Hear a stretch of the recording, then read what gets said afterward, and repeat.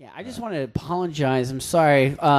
Spoiler alert. I kind of get real passionate about between books and movies. So I love RiRi Williams. I just want, Really? I just want, I'm really sorry if I offend anybody for my choice of wordage. No, I respect all of our listeners. No, not in this show. Not at all. I mean, you scared Ashley off midway through, but it's whatever. Hey, bro, some people just can't. She just opened the window and left. She didn't even go to the door. Sure, Ashley, you got Easter things to go do. Anyways, real quick, we might have some new listeners joining us, so I want to say hello to them and welcome them to the show. This is the Shortbox Podcast, Jacksonville, Florida's premier comic book and pop culture podcast. I'm your host, Botter Milligan. Got my right-hand man, Edmund Danzar. Yo. Andrew Torres is with us. Don't get attached. I'm only here for one episode. Oh, my God. I don't know, man. This is your first time listening? You got a few in the belt this year. And I've been on more than Adam. True. And Ashley Laney Hoy returned for this episode as well. She stayed for the first half. She had to bounce the second half. But so this episode, we decided, we've done a good series of interviews and just having guests on the show. So having everyone back together, we wanted to recap some of the key things that have happened in the comic book and pop culture world just this past month. We're recording on April 1st, so we looked at the entirety of the month of March and picked out a few select articles, events, things that just happened that maybe we didn't have a chance to highlight. So everyone gets to go around the table and share some of the things that has happened that's resonated with us. So aside from that, we answered some questions via email. We reviewed Ready Player One, and we had Champion Season. So we got a full packed episode for you guys right before the 200th episode, and I'll repeat that again. We'll probably go on a week or two hiatus, maybe even 3, as we prepare for something special for the 200th episode. I think it's the least that we can do to say thank you guys and the listeners out there that tune in every week and write us and show that love. So I do want to say, if this is your first time tuning in, you should subscribe. It's free. It's easy. We're anywhere that podcasts can be found. So iTunes, Stitcher Radio, Google, SoundCloud, etc. If you can subscribe, there's a way. Just type in the Shortbox or the Shortboxers and hit that subscribe button. Follow us on social media. We're all over the place. Facebook, Twitter, Instagram, etc. And so not much to joke about or add on other besides that. I want to go ahead and jump into this episode. The Shortbox is proud to present episode 199, The Old Rebootski. It is indeed a great pleasure to present to you at this particular time the hardest working man in show business. Man, this thing gonna go crazy. Let's go. Not your Suicide Squad, that's some comic book guys. Back again, another round, safe to say we take the prize. Not a stranger to this thing, or 11, just normal guys. Smooth pop culture, comic game vultures. The L we faking out, just outright golden. You already know how we do for those who know us. iTunes, the Shortbox, come on and join us. It's not a secret to the world that we taking over. So with this war, Dr. Doom, and yeah, the wait is over. So fangirls and fanboys, welcome to season 4. We got exactly what you need, make yourself at home. Season champions ready to give you so much more. Ladies and gents, let's begin. This is season 4. Yeah, the Shortbox. Ha. Let's go, let's go. Elevated news. You already know. Season 4. Let's go.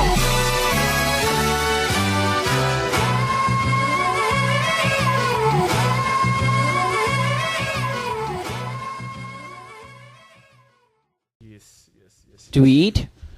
Is there food here? Is this a catered event? No, the podcast. I saw Chick-fil-A on the thing. Chick-fil-A. Chick-fil-A's closed on Sundays. Well, no. Especially Easter. Not on Easter.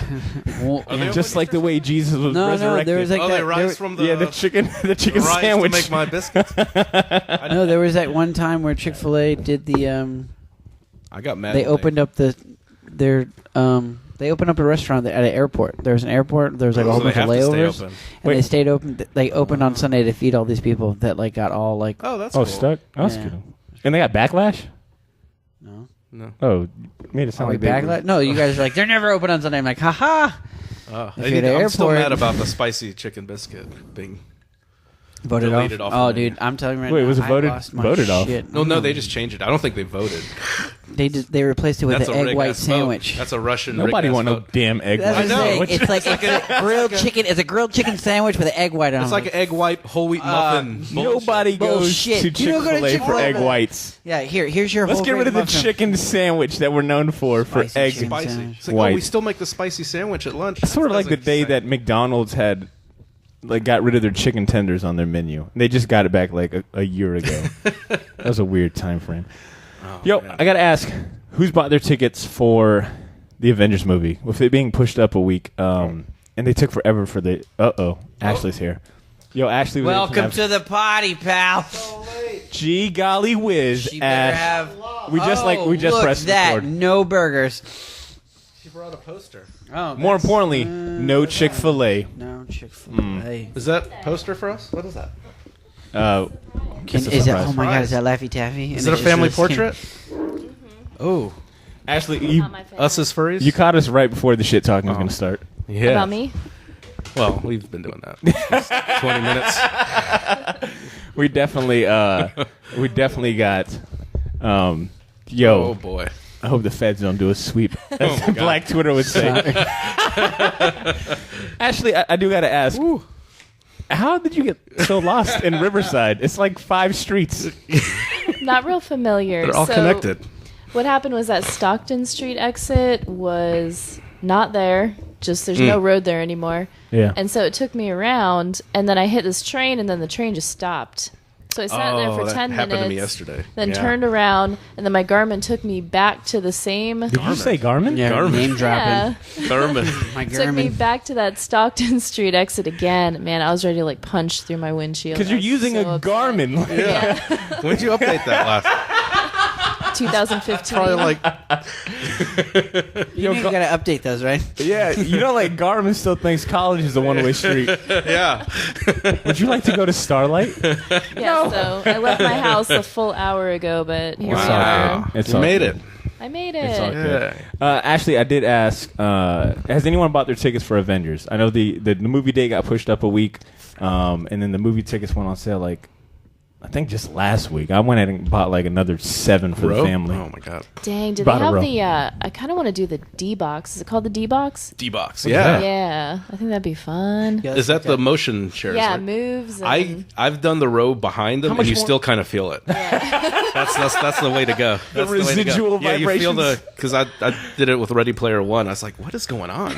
Because I get that row after it Yeah. because there's more space, between the aisles. So Oh, it's like yeah. you can if you want to be cheap about it. I don't know if I need that. Like, Regency seats already recline, so I'm already Yeah. fighting sleep if it's a Do they boring have movie. those at Regency? I know they have those at Tinseltown. Tinseltown, Oh, yeah. Tinseltown. I kind of want my seat to move. I don't need to be cradled and rocked like a baby, like in my seat. What's it do during the love scenes? It gets warm around like the junk area, Wait a minute, like slow it's my no-no area. 70s porn music starts playing. So have you bought? Wait, has anyone bought their tickets? Not yet. Not yet. Damn, you guys are gonna be left behind. Like those, and it's a week before Free Comic Book Day, which I wonder what their thought process was. Is there any other movies coming out Free Comic Book Day? I figured maybe that's why They they just moved it wanted up. that extra $1 million. You know what? We should move it up a day. Why? Because I want my million early. We need this million. I need that 100 million early. So Oh, my I God. bought it for a Thursday viewing and Saturday because I know I'm going to want to watch it twice. I think there's still movie tickets for Saturday, so just a heads up. Ashley, where you been? How you been? It's been a minute. It's been a hot. Good. I know minute. it was January. I know. Bodies have looking at that. decomposed. There's- You know what? You know why that Evidence is train? God. You know why that train broke down? It was like the feds trying to like get you to sting, and you managed to escape with a fucking Garmin. That's how the Garmin works. It's Garmin, get me out of here. They don't know where I'm going. It's her Knight Rider. It's her weird like Knight Rider. No problem, Ashley. I've just been working, just freaking working. Are you on like this? Are you still underneath like this secret umbrella? You can't talk about anything. Yeah, they haven't officially NDA. announced it yet. Oh. but Damn, it's Ashley. coming up soon. Ooh. But yeah, if I seem real stressed out and upset and I start yelling Bitch at slap Ed, Ed that's for no why. reason. I'm Me? like, whoa, Oh. You're what the do I do? closest. Okay, fair enough. You just do a line of coke while we're recording to ease the tension.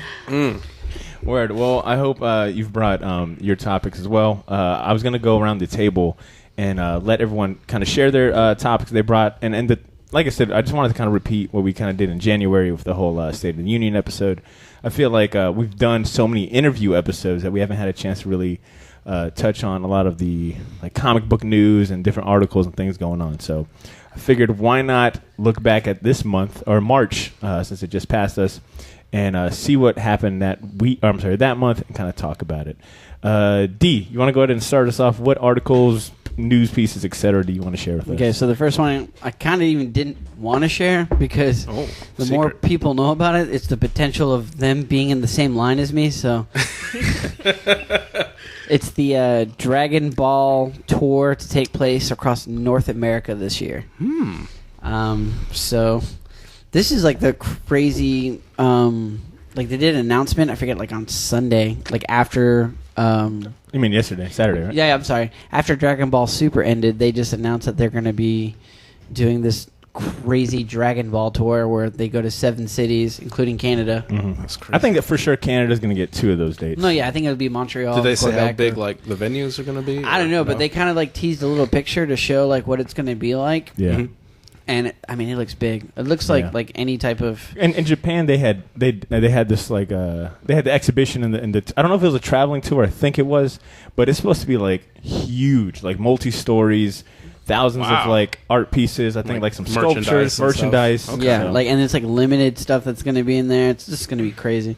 So this is just going to be MegaCon on or on Sensu Beach. Yeah. So they've announced one city, but no date, right? Yeah, it starts off in San Antonio. San Diego, right? Shut the fuck up. Whoa. That's right. It starts off in San Antonio, San Diego. See what violent cartoons bring out people?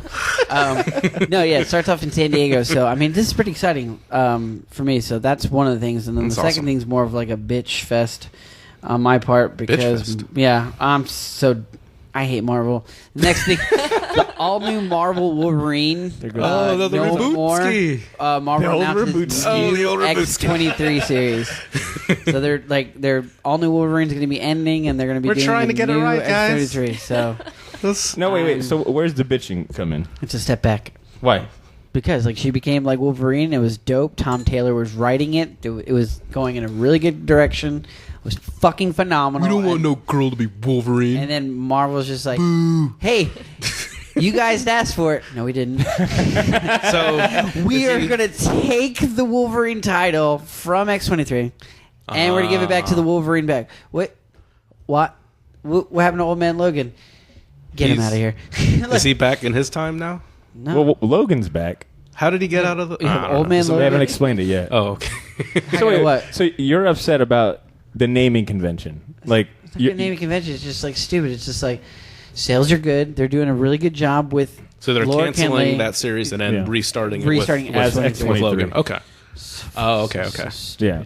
Because right now the only Wolverine titles out right now I think is Old Man Logan and then this all new Wolverine which stars Laura or X-23. So they're canceling her series and then just renaming it X-23. Is she still wearing the Wolverine? No, she's wearing she's wearing back the to leather. her the leather. And Yeah, okay. Stupid. It's leather. Are you kidding me? Hooker outfit. And it's funny. More skin. I learned this. Yeah. So I learned it on Twitter and not Twitter, Reddit, and I was just it's been all negative. Everybody's just this is fucking stupid. Who's the new creative team for this? I don't fucking care enough to read it. It's not Tom Taylor. I know that. It's not Tom Taylor. So can I see that article? I just want to see. It might be a dope article. Bill Belusky, wherever the fuck his name is. Oh, Mercurio Tamaki, probably a white dude. Oh, another. You know what? That joke actually. Wait, that's actually true with Marvel. Yeah, it could actually be. That's white dude. I'll tell you right now. All right. Writer Mariko Tamaki, who wrote She-Hulk, and artist Juan Cabal. Yeah, have we ever met her? Two white dudes. I've never heard of none of those fuckers. And 2 40-year-old fat white dudes. Well, I haven't read of She-Hulk, but it says the artist is Juan Cabal, all new Wolverine, so they're carrying over the same artist. That's a sellout. Why? Fucker. Working for the enemy, just fucking. That's why I got the job. He works for Marvel. Who's the enemy? I will say Look how stupid that looks. It's her. Stupid. For the why did they give her a tattoo? We're looking at What's the the fucking tattoo for? Is it tramp stamp? No, it's Nick's stamp. She looks like Dakin. Yeah, she does. You're right. Oh shit, Dakin at a sex change? Oh, that'd be a good twist. I'd read it. Yeah. That is a very good. That's some M. Night Shyamalan twist. So, are you more upset that this is another case of Marvel not giving these new, younger characters a chance to replace the legacy characters? Yeah. And what was so important about All New Wolverine? It's just All New Wolverine because it was just like you had Tom Taylor. What? It's Supreme. Sell me this pen. It's Supreme. It's Supreme. Fucking Lauren Kennedy, she X-23. It's just I don't know. You did X-23 and then you give it back. All right, she earned the Wolverine title. She did really really good. She's just fucking dope. And then they bring back Logan. Nobody asked for it. I didn't ask for it. They were like, this is what it's just this bait and switch dumb shit. It's just what the fuck? X-23. Now I know her as Wolverine. Now she has now she fights somebody hey, Wolverine. Nah, it's not me anymore. It's actually X-23. Legally, I cannot be called Wolverine when I fight you. Because, I don't have the costume. It's just that makes sense. I understand that's aggravating, especially when they try to develop new characters, but you do get that backlash with the legacy characters, the people wanting the stuff they want when they were growing up. And that's the only thing I will say. It's such a hard sell. I do see your point in that, because, we both scour, comic book Reddit all the time. All New Wolverine by Tom Taylor and the love that Laura has had with this new series is ridiculous. Fans really love her in this new role, love the costume, love her. Who's her little sidekick? Honey Badger. Honey Badger. So I was saying you did such a good job establishing all this stuff, and it's just are you kidding me? And it's one of the few that's worked. Yes. Yeah. And it's just what it's a good thing. Miss Marvel and her. Yeah. They changed it enough with Miss Marvel. I don't think they're going after her. But yeah, when you have that, if she was Captain Marvel, they probably would do the same thing. If I worked for Marvel, and I'm just telling you right now, if I went from a Marvel, why are you taking our legacy characters? Well, let me tell you why. Because you're going to be dead by the time you're eventually going to die, and these characters are going to outlive you. That's what I'm yo, shut the fuck up. They still all the fans nobody votes with their money. They kind of do, but they don't. You put Avengers is going to make all these fucking copies. You're going to do all this. Wolverine, it's just because they're doing another Avengers #1 too. It's just I'm so tired. Yeah. And we've seen this plenty of times. I think we know that this new #1 is going to undo everything they've progressed. They probably won't. More than likely, they won't make mention of her progress in All New Wolverine. They'll probably take her back to being a killing machine. Probably won't even have Honey Badger. Maybe. I was talking to Barter about this. This is what I like about the MCU is because guess what? They're going to kill characters. I'm going to outlive some of these characters. I'm pretty excited about it. Robert Downey Jr. can't do this forever, and I'm going to see Iron Man die, and it's going to be great. Oh, he's totally dying. He's going to fucking bite it. Bye-bye, Vision. You know how I know? Netflix and everything has taken down everything Iron Man. Well, the Disney streaming app is probably the reason. No, because you could have found all the Iron Mans on Amazon Prime. You could have found all the Homecoming Spider-Man. You could have found Spider-Man on some of the apps, and then you can find it on Netflix. They took it off. Everything that has Iron Man in and Spider-Man, they took off. The feds is out here watching. Mm-hmm. That's going to be bringing it up a lot. So, but you don't think they're just going to reboot it, remake it in 10 years with a new Iron Man? Just start over from scratch with new everybody? We'll be dead. Wait, 10 years. Korea and Russia's going to have the cinema. So no. For the record, I plan to be alive in 10 years. We're going to be. I'm going to have a heart attack in 10 years. So I'm not going to care. Damn it, true. It's shit morbid. Speaking about feds, the world's going to end. Speaking about feds, Ashley, what news articles and things you want to talk about? What's happened in March that kind of captivated you? Well, it's kind of funny because it's the same thing. I don't know if you've been keeping up on Mighty Thor. I've heard that since 700 up to what? It's 705 now? 705, yeah. It's phenomenal. This 5-issue run is great. It's done. It's pretty much. Boy. I heard that, and correct me if I'm wrong, I heard that if you jump on 700, you should be fine. Because 700 is a 80-page, whatever, spectacular issue. Yeah. So I don't want to give anything away if, you want to catch up on the rest of it, but, it's pretty much over. She played her role, and they're going to go back to other Thor. Frog Thor? Yes. That's all we can hope for. So is she going to keep the title at all, or is she just not going to have any Thor powers? I don't want to She's going to go back to having cancer. Oh, okay. Going back to having cancer. But Isn't that? No. She the premise for Thor. I'm not going to call it female Thor, but the premise for Thor was that, or at least Jane Foster's Thor was, she had cancer, and having the role as the powers of Thor only sped it up, right? Because no one could cure it. So and she doesn't want medicine. Every time she took Mjolnir, all the medicine and all the stuff in her the progress, it was kind of like poison, so it got rid of it. So all the chemo would go out of her body every time she became Thor. So she was weak when she got back to her female form or whatever or her original human form. No. Woman. So the chemo's not working. Okay. She's going through chemo. Yeah. But then whenever shit goes down, got it. Hot's back, and then that's it's like it's nothing happened. Stay Thor. Yeah. So 705, I guess we find out the ending of her, whether she dies or transitions over, right? Yeah, so it's kind of sad. It's been such a good run. It started in 2015 or something like that, and everybody bitched and moaned, and it was like, I've never heard so much complaining in my life, and then we sold out of our 4th printing because everybody bought it. Yeah. So it's kind of sad to see it go. It's like, I feel like they've made all this progress with things, and then they are just going back to the old characters. That is, she can't even be Thunderstrike or somebody? or Frog Thor. She can't just be Frog Beta Ray Bill? No? Oh. So the other one, I mean, I can't wait till... I want to talk about one of Ed's topics, but I'll wait. I won't steal it. But the Beach's comic shop moved.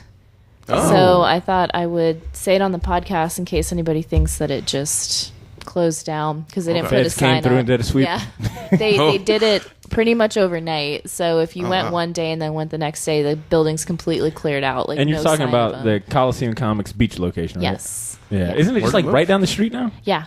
It's right down the street, but I've had 3 different messages of people saying, hey, did the comic shop close down? And did they put a sign on the comic shop saying we moved here? No, not yet, at least. Damn, not even a mall rat? Like just a fucking...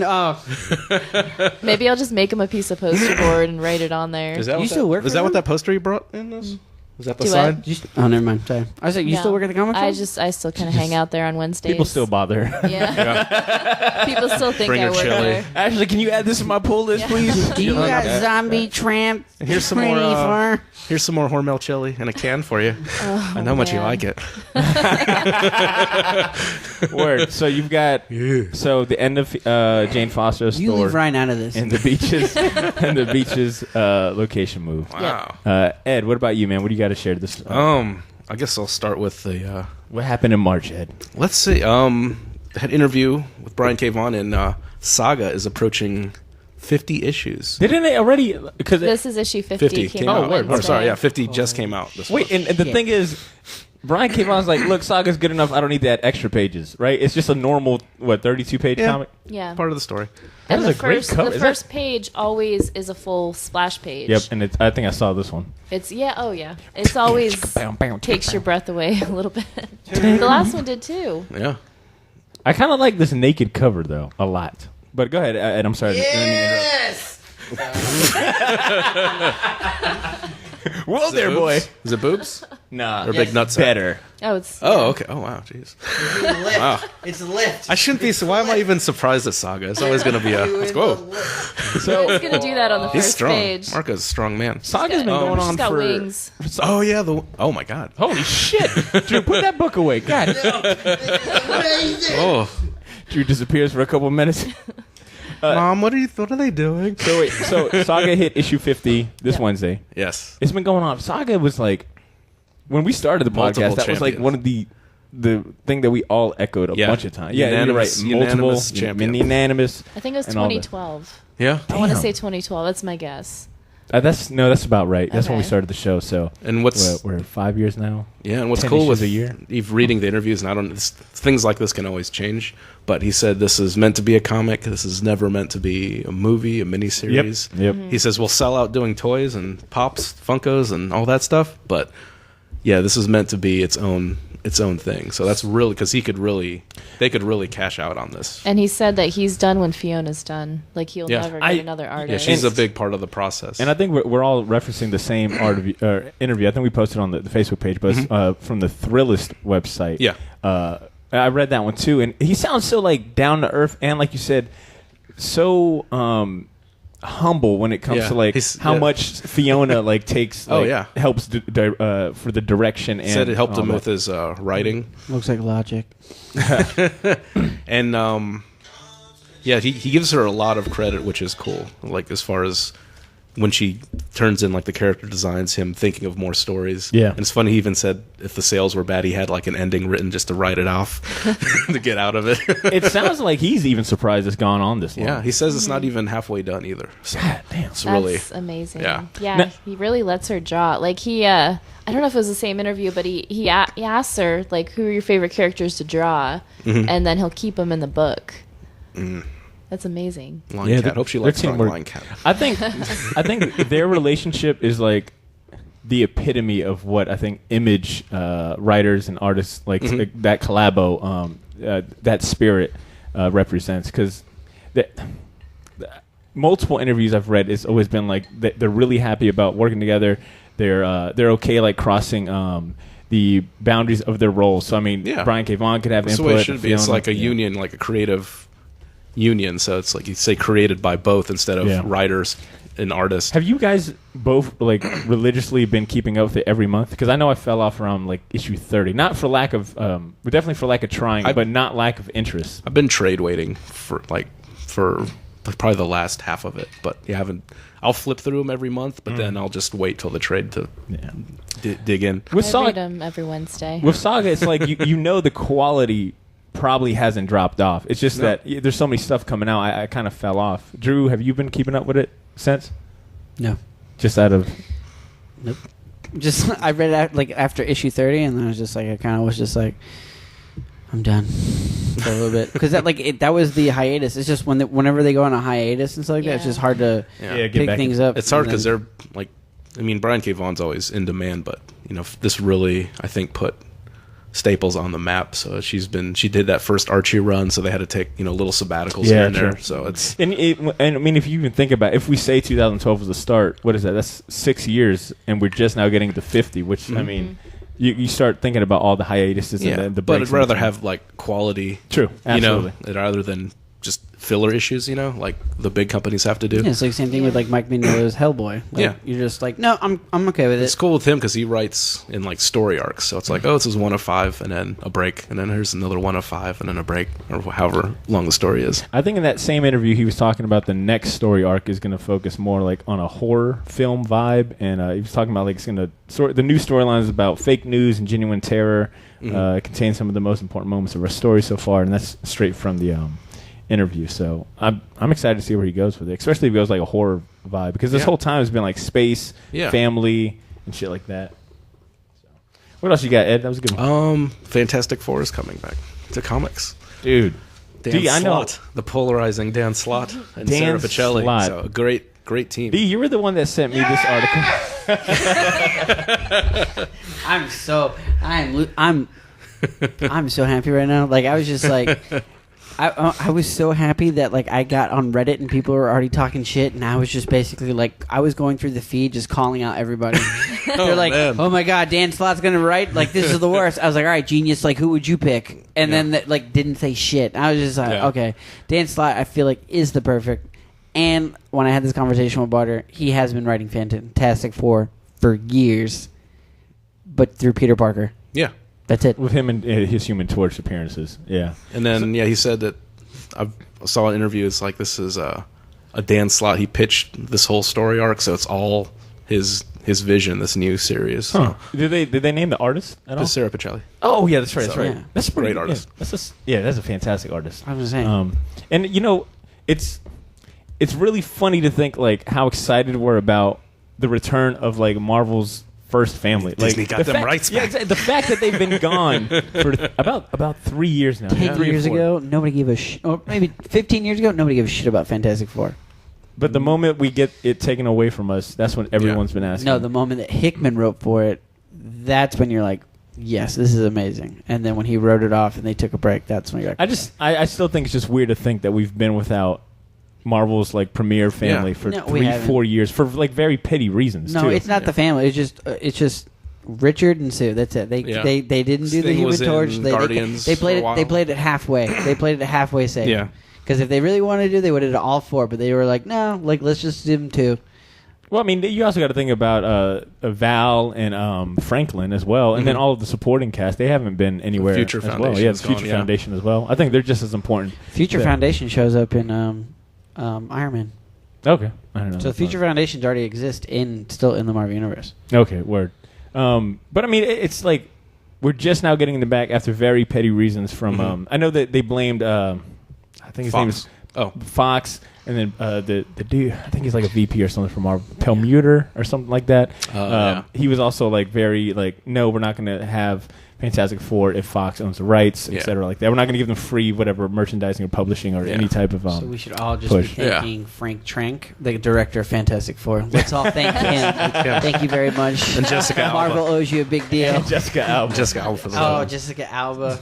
God. And I've heard rumors that now that this is cleared up, and this is very, very much a rumor, is we might see Silver Surfer. Oh, yeah. Damn, you're right. Where the fuck has he been? Yeah. Shit. Well, so you not only get Fantastic Four, but you get that corner of the cosmic universe. You get Galactus back. You get like the Galactus and Silver Surfer back too. So it's just weird hearing it. Who's gonna fight Thanos? Hawkeye? Hawkeye's not gonna do shit. Hawkeye can't even show up at the movie poster like photo shoot. Just build those houses, Hawkeye, and just stay home. But I think Dan Slott's an excellent choice because he's always like his Silver Surfer run. His Spider-Man run that he's been doing for 10 years, it gets some flack for falling off or people wanting him to get off. But you look at like his Silver Surfer run where I think even he was like, this was just me trying something out, like a passion project. Yeah. And how many people loved his Silver Surfer run. I think that he can still. I think him writing Fantastic Four, who are always on galactic adventures, he's got the family appeal. I think Dan Slott will definitely excel. I saw this little video, like Agent M did like the YouTube video of him talking about the return, and he says that Dan Slott has like this encyclopedic knowledge of like Fantastic Four history. So that's like his love. So that's if it's true, then he's a great candidate. Yeah, Walt brought up a good point. It's Dan Slott is writing 2 of like Marvel's biggest flagship titles. Iron Man, he will be writing Iron Man and now Fantastic Four. It's like, I mean, even though prior he was writing Spider-Man, which is definitely Marvel's biggest property, but for him to have 2 of the biggest ones, I think it'll be interesting to see how he, if the quality wanes or how he handles deadlines, etc. I don't think it'd be much of an issue for him in the sense of him writing, because if he's just writing those 2, it's not much problem. Bendis did the same thing. I think Dan Slott has become Marvel's new Bendis / whoever. Like when Bendis was writing, he was kind of like their lead writer. I think Dan Slott's kind of got that title. Yeah, definitely. He's earned his staple in the way. I mean, say what you will about the Spider-Man stuff. Like it's 10 years worth of stuff, man. I'm saying the Superior stuff is really, really good, and then from there, Amazing Spider-Man. Yeah, you kind of fell off a little bit, but like still, like he was telling these really good stories. And the thing with Spider-Man is, or even just that run, name any creator who's been doing something for 10 years that hasn't had like some low points, and I mean even that's just subjective. I mean what's low to me might be like someone's high. Like I don't think Spider Island's that good, but for some people they really fucking love Spider Island. So. Anyway, Ashley, I know you're not a big Spider-Man fan. Are you a big Fantastic Four fan at least? Nope. You're like, fuck man, no. So I didn't think that. Yeah, the last movie was real bad. I pretty much just seen the movies. Okay, word. What about Iron Man? Galactus isn't a bunch of bugs. Well, he's in the he's in the Ultimates. He is in the Ultimates, but yeah. All right. As far as like the news articles and stuff that happened in March that I've got that I wanted to highlight. The first one, well, I've got 2 Dragon Ball Z ones, and it's hard to escape all these Dragon Ball Z news because it's just these motherfuckers are taking like full advantage of like how popular the resurgence has been. Because everybody that remembered it is like a grown up and can afford this shit. It's true. That's how nostalgia works. So, all right. The first thing I'll go ahead and highlight that happened in March was the announcement of a new Dragon Ball department within Toei Animation. Their own department. I know. And It's like surprising marketing. Is it like 3 Dragon people? Ball Z. I feel like it's just 3 people. Like just 3 people. 2 interns and like a curatorial right-hand man. Yeah. That's it. Like I was just like department. Like all right, how big is this 2 department? interns, 1 getting him coffee, 1 massaging his feet. So, all right. So, and I'm surprised that they haven't had a department dedicated to one of the biggest, franchise. properties ever. But apparently, they're restructuring some of the various departments, and that includes the formation of this 3rd department. It's focused mainly on Dragon Ball projects. It's led by, I'm going to slaughter the name, at Sushi Suzuki, who produced Digimon Adventure, Try, and Expelled from Paradise. The company, Toei Animation, is dedicated to bringing more projects from the Dragon Ball world since it made a lot of money for the company in 2017. Oh, yeah. So I'll be surprised to see if we get a new series, more movies, the continuation of. I want to see what else they do. I imagine there's going to be a few like straight to DVD videos, maybe like some additional video games. But now you've got like a dedicated department to continuing this Dragon Ball trend. So we'll see. Hopefully they keep the quality just as good as what we've got. Okay. Good. No, I'm saying. So is it just the TV department, right? I think it's just All probably merchandising, everything. Yeah, the Licensing and all that stuff. Yeah. So, and it's led by. I mean, I've never watched Digimon Adventure Try or this Expelled from Paradise, but Just rolls off the tongue. Let's see. And the other thing I've got is the announcement. Let's keep the Dragon Ball thing going. The announcement of a new Dragon Ball Super movie. So Dragon Ball Super ended March 25th. Around that same time, which was a week ago, around that same time, we started getting news of the. In December, we're going to get a new Dragon Ball movie. It'll be the first Dragon Ball movie underneath the Dragon Ball Super banner. Akira Toriyama is going to be heavily involved.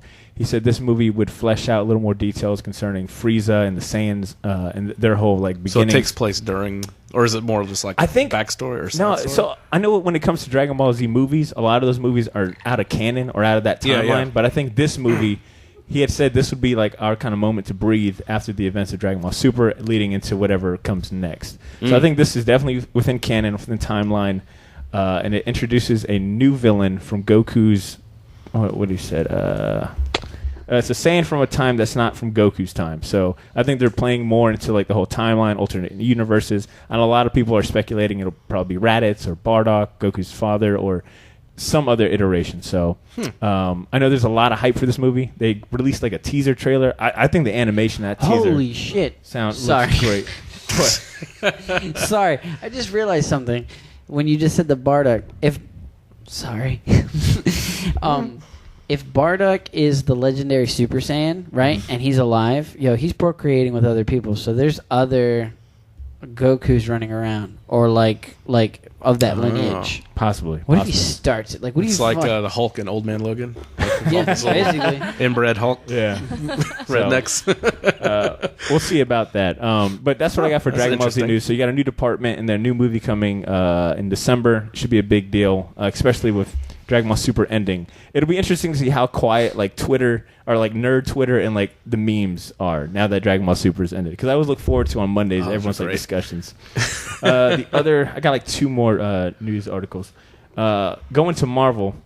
Because, they've been announcing all these new series that are coming out, the Fantastic Four, Iron Man. One of the ones that I got super excited for, and they announced this on March 1st, so I'm within the timeline. Nick Spencer and Ryan Otley are doing fucking amazing Spider-Man. Yeah. Like, I couldn't think of a better artist to do Spider-Man than Ryan Otley. Like, Yeah. I could have. Who? Jim Lee. No, fuck. He's off No. his DC. He's not drawing. Ryan Otley is so... First of all, if you don't know who Ryan Otley is... Start reading Invincible. That is like the best interpretation of his artwork, and I think honestly that was his claim to fame. I don't think Ryan Otley's done a lot of. No, he did Haunt. Haunt? Okay. Yeah, he did Haunt for a little that's bit, right, and then he's done a lot of covers from Marvel. They just did some. But Invincible is his bread and butter, and to see him go from an Image title to one of the big 2, especially teaming up with Nick Spencer, who's done Superior Foes of Spider-Man. I think he did. He wrote Ant-Man, Captain America. So Nick Spencer's got experience writing Marvel characters. Ryan Otley is fantastic. Like, just he can draw comics. Are you going to be mad if if Nick Spencer rewrites his history? I don't think Nick Spencer would. I don't. He's think like a Nazi.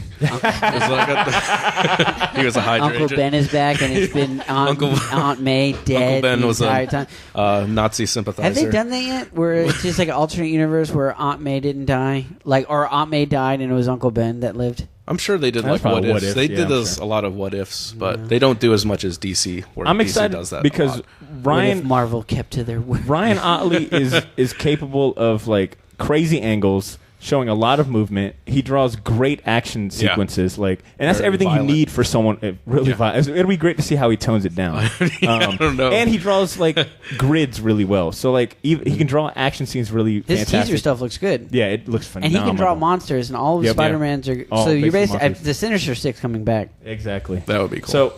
So he's capable of drawing really good action scenes, like splash pages, very energetic, dynamic panels.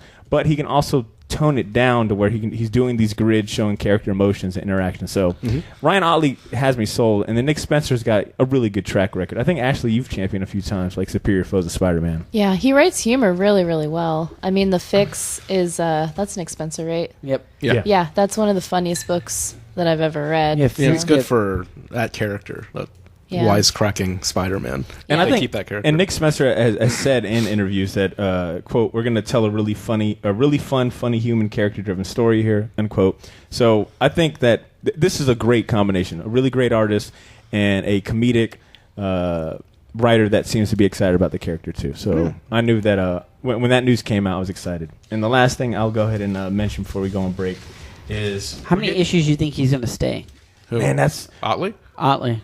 Because He they had don't a have long run with Invincible. But that's Invincible. Exactly, but yeah. that's not like because Marvel doesn't keep Yeah, long true. runs because they'll like do in betweens before that to give him a break. So I think maybe like he'll do the I'd say first a year. I'll say... A year? Yeah, a year. I'll say like 20. I'll give him 20 issues. If they're smart, they would sign Fuck him yes, they're exclusive. smart. Yeah. Spider-Man exclusive, and then Or- cause yeah. then where else would you send him from there? Anywhere. He could do Hulk. anything. I'd like to see him on Hulk. Hulk, any- Especially if we're Hulk. talking monsters and If big for battles. me, I'd like to X-Men? see him too. Like, it's not a popular characters, but I'd like to see him do like a Legion of Monsters or something like that. Yeah, Like Morbius. It's gonna be really weird seeing his artwork because I know. Yeah. like Tying it to Invincible. like it's so invincible that I'm just like, yo, how's he gonna draw this character? It's just like I'd be so Jay happy Jonah's if like gonna 2 look like years his for- dad, Yeah. like Mark's Dude, dad. yeah. I was like, wait a Good minute. point. Yeah. 2 years from now, he's like, can we start Invincible again? And the last piece of news I'll share, and like I said, I think we might have posted this one on our Facebook page, but I wanted to highlight it again, is we're getting a New Gods movie, which is fantastic. I mean, if you're a fan of Jack Kirby, you know how important New Gods is to the comic book culture. I guess they've named a director. It's Ava DuVernay, who is her recent movie is A Wrinkle in Time, which is I don't know. It just sounds and feels like a weird combination because I think Ava's only done as a director like movies like Selma, the Netflix documentary series 13th, and then A Wrinkle in Time. She's done some documentaries, like sports documentaries, like this Venus Williams documentary. She's directed like music festivals, and she did some stuff for like the Oprah Winfrey Show. There's already a script for it. I don't know about that. She's not gonna stay. Probably She's not gonna say. She's not gonna I mean, say. it's like, to be fair though, the director of Ragnarok was a comedic director, and he got into a big budget action movie. He never did any big budget stuff before, so True, never and know. I'm It's willing like- to give her a Yeah. shot. It's just looking at her track record. sure that makes sense. Yeah. But it's No, not actually, unprecedented. she's not gonna be able to direct Because this movie. I think Wrinkle in Time is the only kind of like action slash anything that would relate to something like New Gods that she's done, and I think that didn't do so good in the box office. But there's so many elements to that maybe why it didn't succeed. But It's like, what do they even do? It's going to be. it's new, like it's Yeah, New it's like, Gods, where do you man. even start? How do you even? It's like a big project to try to do. She's not gonna stay. No, It's just That movie's never gonna it's like stay. it's like Probably not. it's like DC. It's like the Cyborg movie. For me, it's like DC. Why do Justice League New Dark. Gods when you've got like you can't even like get a handle on like your big easy even like get your main Joker right. If you can't get Superman and Batman right, You want to do like you're gonna do Orion and You're gonna do Darkseid? Orion and Mr. Miracle If you can't and even Granny get Goodness. the Come on, set pieces right and fucking Yeah. the CGM right, yeah. So I thought that was an interesting article that came out in the month of no, March. they're gonna ruin that girl's career. Holy shit! You know what happened? He's just like, I feel like she was waiting out for Marvel. Wait. Are you saying that getting offered a DC movie is sort of like when you go to a restaurant and you're like, yo, can I get Coke? We got Pepsi, is that all right? Fine, I'll take it. Yeah. He's like, Dr. Pepper. We got Mr. Pibb. He's like, Shit. Yo, can I direct Captain America? that's not even Pepsi Coke. That's like Mr. Pibb or Dr. Pepper and Dr. Publix or Mountain Dew, and it's not even just generic soda. Can I direct Captain America? No, but you can direct Suicide Squad. All right, I guess I ain't doing nothing for a year. Yo, real quick before we go on break, just because we're talking recent comics. Actually, have you read Mr. Miracle? I'm not caught up, but I've read it. I love it.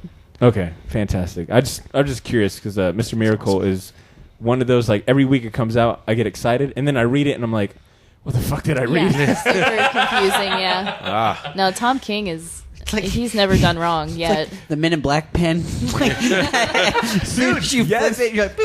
What the fuck happened last You have to reread all the issues over, every new issue. Holy shit. Actually, only because we haven't had you on in a while, what are some other comics that you're reading pretty heavily? And like enjoying Saga, Thor. What is something what's something new you added to your poll? That's a good one. See, that's the because you always got to. I asked you because you always have like a very good, diverse like titles. I don't think you're reading. You're like, oh, I've been on that. I got a tattoo on my back. Whoa. Yeah. So I did interiors for it the other day. So it's mostly image stuff. I mean, I'm getting into like the Rasputin title. And I saw Ed straight up and reading Black Hammer. I'm not a real big fan of Jeff Lemire, but that book is amazing. Really? Yeah. We were just talking how Jeff Lemire is the Wolverine of the comic book industry. Draw for every company. Every time he draws, I get angry. No, I get I'm talking about writing. He writes for every company. Is it artist standpoint, or do you like him as a writer? Though? I like him as a writer. Yeah, but the fact that he does art just makes me so upset. Damn. His art is. I don't mind it. I don't hate it as much as you do. It's not like Leafield to me. Yeah. But yeah, it's a very kind of a crude. I think it works with some of his stuff, but not for everything. Like Black Hammer, don't draw this. Yeah. He drew some weird covers for it that's in here, but yeah, some of his stories, like I think, was it Trillium? I thought that worked. Ugh, but I don't know. But yeah, I don't think he should be drawing like superhero stuff. It's his art is acquired taste. So aside from the image stuff, what are you reading on the Marvel and DC side? Man, I'm trying to think of I'm still reading Invincible Iron Man. I'm a little bit behind on Mr. Miracle. Miss Marvel's good.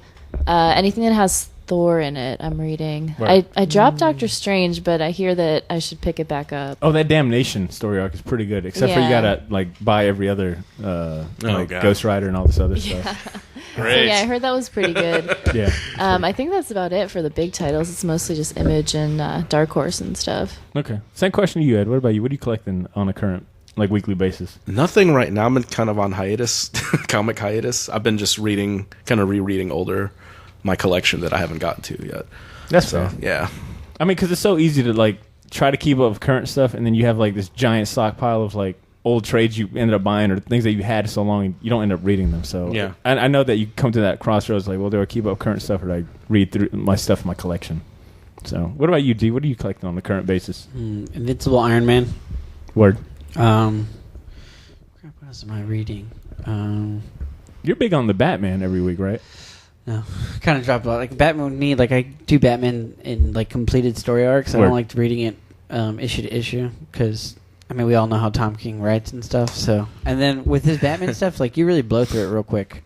Like yeah, so it's like, oh, I don't get that satisfaction like I get. So it's been Dragon Ball Z, rereading Dragon Ball Z. The only X-Men title that I'm gonna collect is X-Men Red, but then after this story arc, I'm just gonna stop collecting X-Men altogether, and then the only thing that's going to keep me is Invincible Iron Man and Fantastic Four. Word. Yeah, the thing that I did get, but it's a Warren Ellis's Planetary Omnibus. That is an amazing series. John Cassidy and Warren Ellis. I read that recently. Yeah, I just got the big, complete omnibus, giant hardcover. So you've read it before? I've read, not the whole thing. I read maybe like the first 12 issues before. So you got to the Monster Island? Yes. Okay, that's my favorite part when you make mention of Monster Island. It's great. I love that series. How many issues is it? 40. Oh, Something like I that. mean, It's- the book omnibus is like this is thick. huge, and there's 60. so I much think it's 60. I think it's 60 information. issues. Yeah, there's like every page is just full of like art and words, and Does it have the Batman crossover? Mm-hmm. It has the everything. Batman- It's Wait, complete. Yeah. Was it them the whole 40 issues? And did they plan to only do 40 issues? Because I've heard about Planetary like all the time. Yeah, no, yeah, that's them. Yeah, It's it's them. Yeah, and then pretty complete. Warren Ellis usually doesn't hang out that long to do Yeah. anything. The John Cassidy stage. John Cassidy, Yes. yeah. Because I've heard that's some of his best artwork. Yeah. Yeah, Yeah. it's Damn it, okay. fantastic. I'll bring It's it next time if you Yeah, want to. it's like Grant Morrison and Frank Quietly. Like when you get those two together, Yeah. it's Stick like, together. Oh, Yeah, God. it's like $50 on Amazon. Mhm. I mean, that's how much. That's not a bad price for yeah. an No. All right, how about we go on a music break? We'll come back. We've got like 3 or 4 emails I want to read. We'll talk about Ready Player One, and then we'll do Champion Season. All right, so stay tuned. Did you see Ready Player One?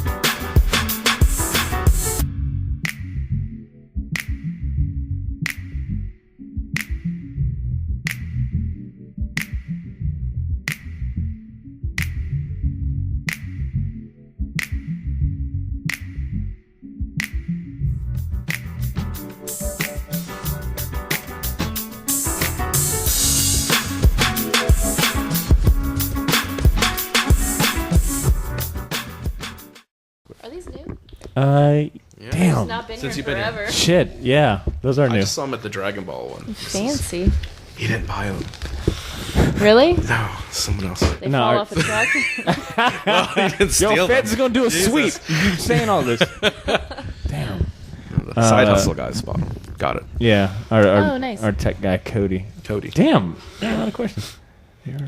All right, word. Well, we got a bunch of emails. Let's start on this because I know if you guys got to head Did out. everybody watch the Avengers trailer? I'm not watching it. I refuse. Why? I don't want to know. No, There's you don't nothing- want to you know don't who's see in it? nothing. Thanos. He actually Yeah, I has his don't blame armor you. on this new one. Yo, don't even. I mean, it's so close. Why not just wait? Yeah. You know, I mean, we're within That's the good. month. You're gonna be so pissed when like none of that shit's gonna be in the movie, and like you missed that hype. Because you know, if I was a director, I would be like, yo, Put all the cutscenes. Everything is just gonna be like I would literally just like film shit for trailers and never put it in the like. What happened to that? I'm like. Yo, for the trailer. motherfuckers, we gotta hype you up to watch this shit.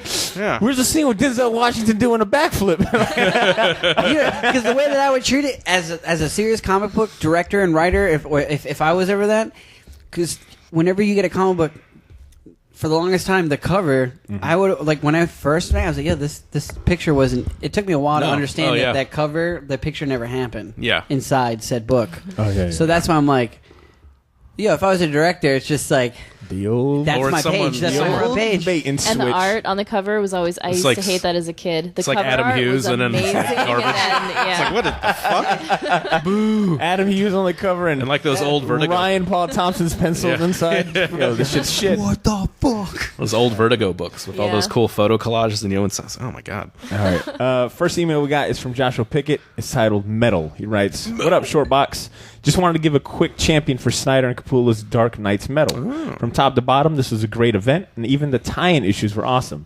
The final issue was epic and looks like it will have ramifications ongoing. Keep up the good work, and I also wanted to say that the Tacoverse episode had me geeking out and sent me into a wormhole with the Chronology Project. Hashtag nice. make mine Shortbox. Did anyone finish Dark Knights like that or the Metal event? Because my only thing was that had all those interruptions, and it took away the flow.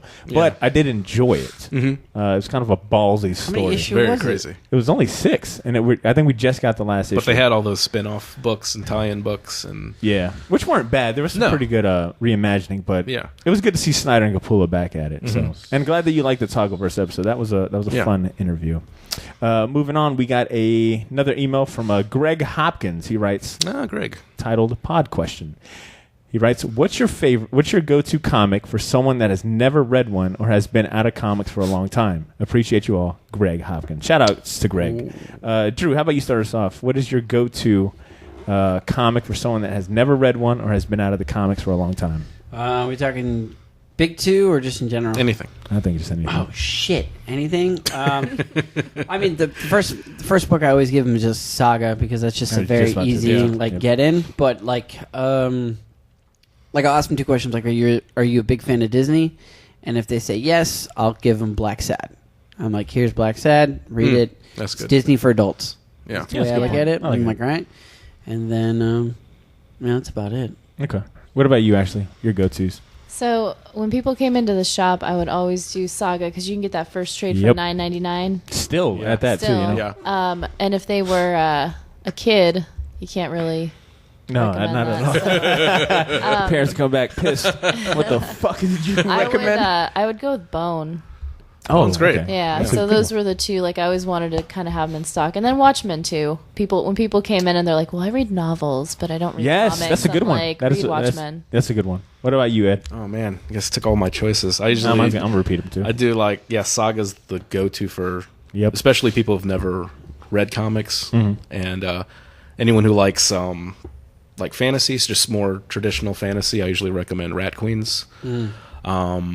But like Watchmen, some good ones in there. Dark Knight Returns, just the usual, staples. It like depends, the classics, right? Yeah, like it depends. It depends on the person too, because it's hard to just give a broad title because you never know. I could say, oh yeah, Saga, and I hate spaceships and magic. That's bullshit. Nudity. Yeah.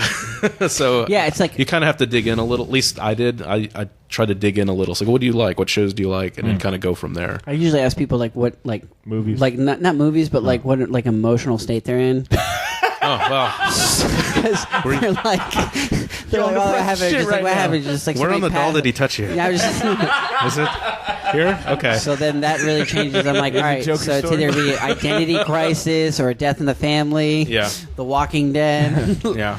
I'll say Saga as well because it's just so easy to get into, but. It's so contemporary. Yeah, just in that setting. It's such a great book. Spider-Man Blue is another one of mine because it's my favorite. But that's more of an intimate book. Not an intimate book, but that's if you really if you're just like, hey, this is something special I want to share with you. That's what he does. Like that, his Spider-Man Blue is my go-to. I mean, it's because it's only I think 6 issues or 6 or 8. Artwork is fantastic. Tim Sale, Jeff Loeb. It's a great story. It's a very fleshed out. It's a Spider-Man story. Yeah. And the other thing I would recommend is only because there's an ending now is Invincible because I think it is some of the best superhero comic. It's definitely my top 3 favorite superhero comics ever. And since it has an ending, you kind of get you can look forward to a payoff, and the artwork too. So. Good question, Greg. Ultimates too, yes, and Ultimates. I always give Ultimates. This actually, Ultimates is a fantastic one to start. This could go forever. Next email is Corey. We'll just say comic books. Yeah, Corey Torgerson.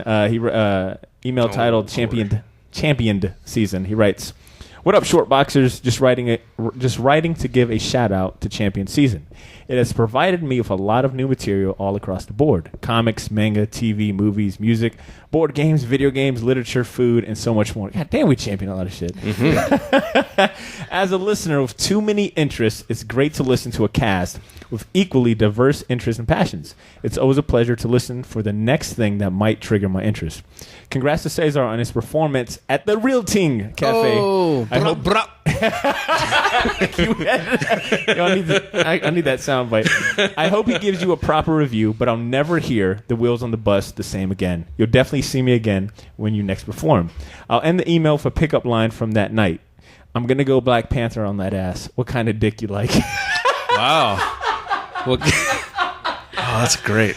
Yo, I haven't seen C since since I've been back, but he even told me that he felt like he did a good job at the Real Ting Cafe. And for those that didn't know, this past, I think, Saturday, March 25th, the Real Ting hosted like a comedy event, and they kind of did it in the style of Wildin' Out. So there's like different themes and competitions.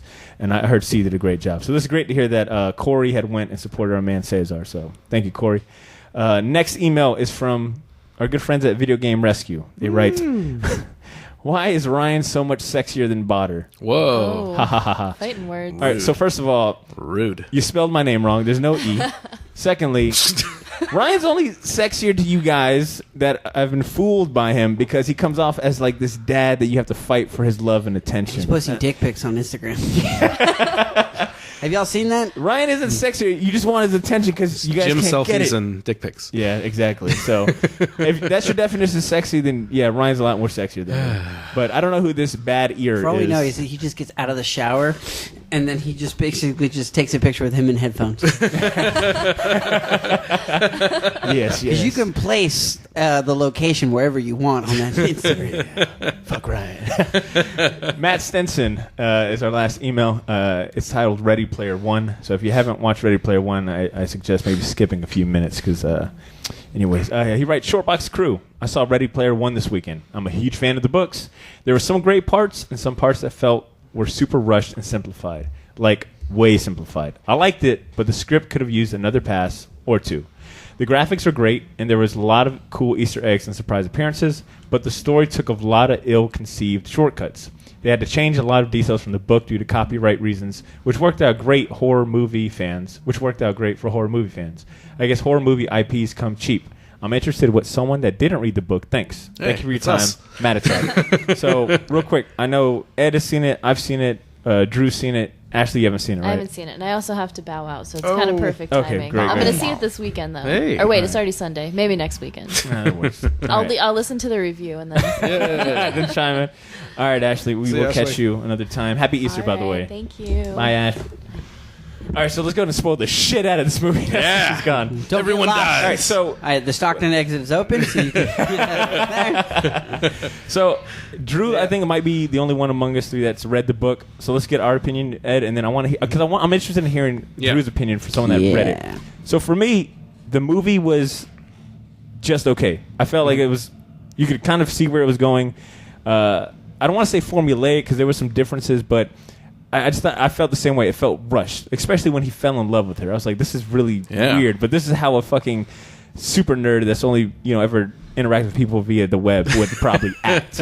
I think all of the Easter eggs, all the different characters and properties that show up was cool, but they were just there. He never really interacted with them. They just kind of did a quick pass by. So I can understand how a lot of people were complaining this was a fan service movie. The Gundam scene did leave me breathless. That shit was dope.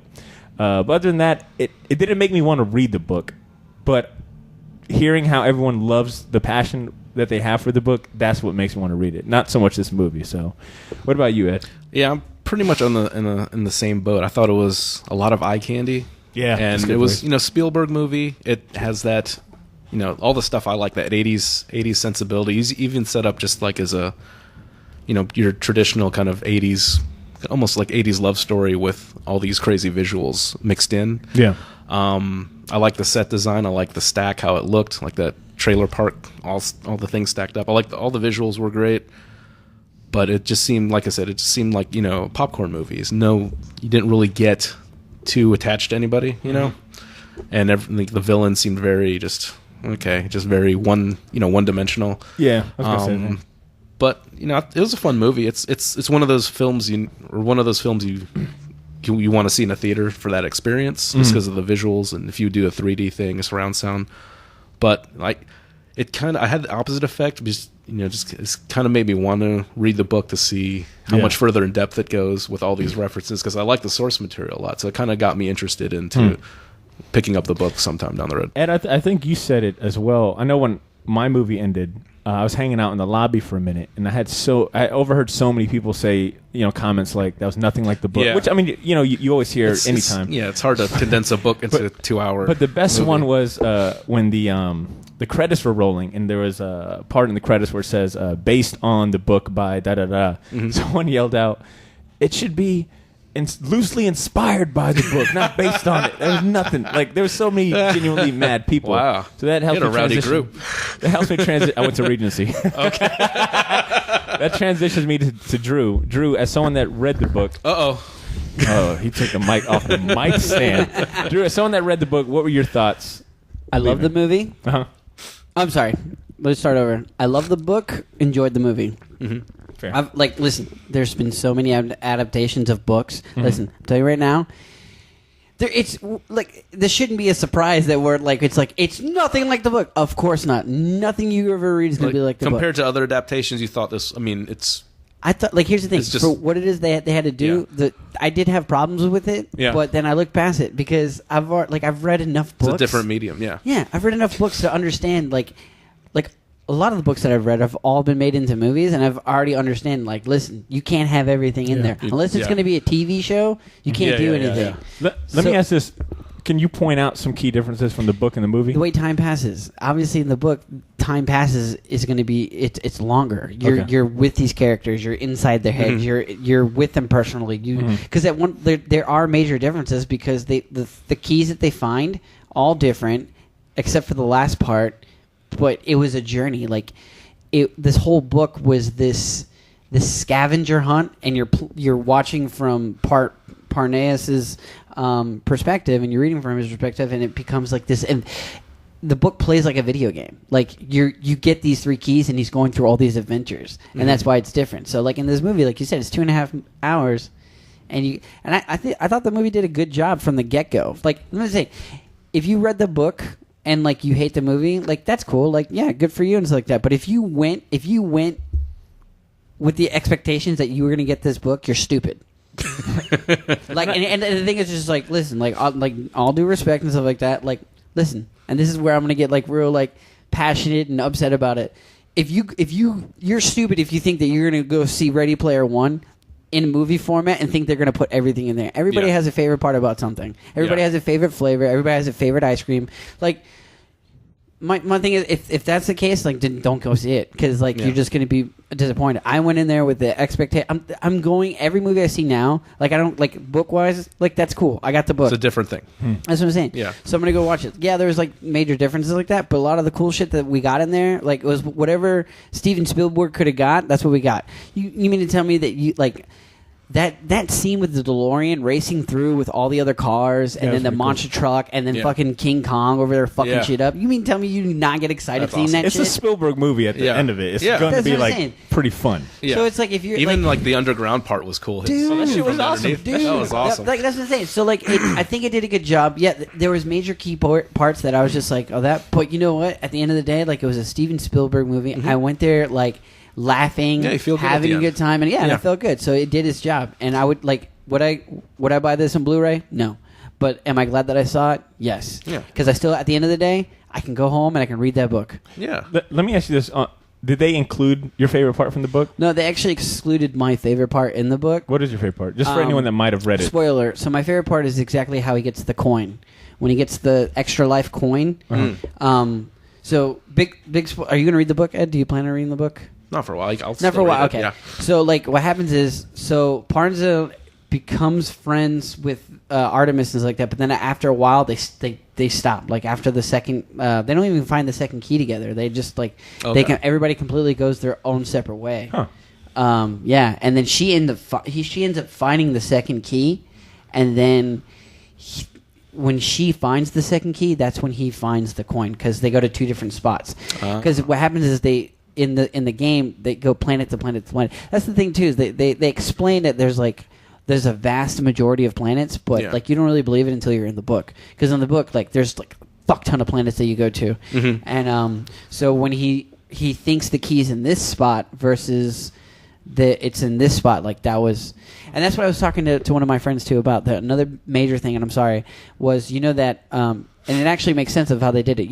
Where they go into that library and that robot's working and it's just going through all that. Yeah, the curator. That was never on there. Because what happened was they got... so the curator... The curator never existed in the... Interesting. That's a big part of the story. Yeah, but what makes it so cool is... that's what I'm saying. You have to make these changes for it to work. Because when you log in and play his game... they give you an almanac. You know when you play video games and you download the journal, strategy and all that guides. stuff? Yeah. That's basically it is. So while you're reading the book, he's going and looking at the strategy guide. He's printing stuff out. Like, he's doing like all this like legwork and stuff like that. But in the movie, he goes to this place. He talks to the guy. Yeah. They bring up the girl's name, and then he's like, "Yo, I bet you any amount of money." There's no mentions, and then he gives him the extra life coin, which was like, I was like, okay. But in the book, he goes to a different place. He finds like this old, like really cool arcade. So they basically did that for time. Yeah, for time because what happens is he gets the coin by going to an arcade and beating, I think, he beats some game. I think it's Pac-Man or I forget what it was, but he beats it. And then when he beats it, the coin kind of like Scott Pilgrim versus the World, where it shows up in front, and he grabs it, puts it in his pocket, and then like it was like, oh, okay, that was cool. But like you can't do, for movie wise, like you said, movie purposes, you can't do all that stuff. So it's like I'm okay with it. Yeah, those were good points. Thank you. Yeah. Matt, hopefully that answered your question, and that was the last of our email. And I do want to say thank you to everyone that emailed us. Always appreciate it. Always appreciate the champions and the questions.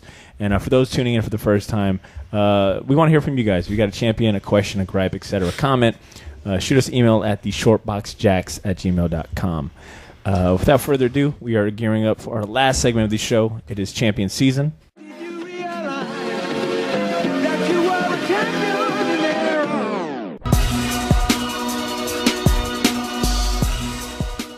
Champion season, for your first time tuning in, is the segment of the show where we go around the table and everyone gets a chance to highlight one or two things from the pop culture realm that has resonated with us this week. So it could be a movie, just like meth. I'm sorry, just meth. like sorry. Whoa. Just like meth. Wait, It's expensive. You got it. I meant to say Corey, like Corey said, but then Matt's name came up and I fucked it up.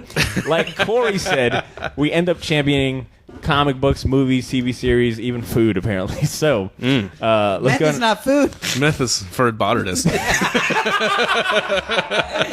He's like, I love that blue meth. He's like, that super bad blue meth. Oh, my teeth are all melted. So, yeah, you guys got me on that one. It was good. Ed, how about you start us off? What are you going to champion today? A couple things. First thing, I don't know if I've championed this before, but I'm going to champion Jeff Lemire's Black Hammer from Dark Horse. It's on its second trade. It might be on its third trade now. But it's basically he's taking a lot of your DC and some Marvel archetypes and putting his own spin on it. It's basically a superhero team that ends up being trapped on this farm in this small town where they don't know where they're at. They seem to be integrated with the people there already, but if they try to leave the certain boundaries, basically they die. So they're kind of stuck in here. So they got basically trapped here by somebody, and it's kind of a mystery. So, but you have like almost like a Batman, Daredevil type. You have a Martian Manhunter type. There's this one character who's really cool. It's like a Shazam character, but she's an adult, but her Shazam form is like a little girl. So but in this world, she's stuck as a little girl, but she's like 40 years old and has to go to school to keep up appearances and all this stuff. What? She's like smoking cigarettes and drinking, and she's hating it. And but it's a really cool world. There's like some New Gods stuff in there, and like I said, the Black Hammer character. That's it's kind of the mystery, because he's the character that tried to get out and he got killed. He's kind of like a Donald Blake Thor. So basically, he has a regular life, but then he hits the staff on the ground and becomes Black Hammer, and then he's kind of affiliated with these New God type characters. Huh. So, and then they fought this almost like an Anti-Monitor type character, and they end up getting transported to this farm, and they're not sure how they got there. So this sounds like Lemire's like Watchmen. You know how like yeah. I would say JSA. Like I would say JSA Watchmen, but like the way that you say with the farm, it reminds me of Thor, Michael Straczynski's there, like in this like little, in Oklahoma and shit. Oklahoma. It's like one of these type of things. Yeah, it's a really good story. And like after the second trade that I've read up to, it's Black Hammer's daughter ends up transporting there from their world. So it's really cool, kind of a mystery thing, and them trying to acclimate with this small town life and all the prejudice that come along with it. It's really, Jeff Lemire is becoming one of my favorite writers. Yeah, easily. I don't hate his art as much as Ashley, but it is. Drew was flipping through it, and the artwork gives me like a Mignola vibe a lot. So yeah, so the artist is he's proven that he's a good writer. There's a reason too, because there's Dean Ormston, but you have Dave Stewart. Okay. Dave Stewart doing the colors, and he's done most of Hellboy's colors, so you kind of get that vibe too. Oh, that's cool. I think Jeff Lemire could write, like, he's writing Terrifics for you. Terrifics is fantastic. I'm saying, like, if anything, like, Lemire just can really. I mean, you could pick. Yeah, I mean, like I said, there's always some lows, but Lemire is the nicest guy in the world too. Lemire has like a lot of highs. Yeah, like Marvel, DC, Dark Horse, apparently, Image. So yeah, a lot of these. I mean, like, we're enough into comic books where like we stick with like really good writers, and even themselves, like they. I mean, you have your Brian K. Vaughn's, Lemire's. Like, I wish like a lot of these guys they would. I wish Marvel and DC would do a little bit more with paying writers really well, because there was no reason for them to leave and create all these new characters. Well, I'm okay with them leaving, because then we wouldn't get something like Black Hammer. And I think Black Hammer is a testament to, because you instantly think, well, Jeff Lemire should write for one of the big two or Image, but he shows what it seems like with Black Hammer. I might not be writing Avengers or Justice League, but I have these analog characters that are sort of similar to it. Yeah. So if you wanted a superhero story, well, just read Black Hammer. I just got different characters. Yeah. So. And he does a lot of his own, like, self-published stuff. So I think I don't know if he, like, as an artist or writer, if he wants that freedom rather than tied down to be writing, I got to write another Thor, or I got to write down these characters that aren't mine. He might like that freedom, and then cashing in a little here, working for Marvel and DC, maybe doing a couple stories. Dude's playing the field. Playing the field because that was good. But I think he writes like just like him, and it's funny. Like I think the guy that's coming in behind him, which is funny, is Donny Cates. Mm-hmm. Cates, I think, is like you hear it now. Like he's the up and comer. Like look for his stuff, like writing. He's writing Ghost Rider. Not Ghost Rider. He's writing Thanos. He'll be writing Venom soon, and he's doing Doctor Strange. Okay, maybe I got it back. And he did God Hand. God's Plan. Ed, you got anything else, champion? There's one, just a couple episodes in, but there's a series on another Netflix champion, because I've been addicted to it. Is Frankenstein Chronicles. Dang, I was hoping you were going to say Adam Carbon.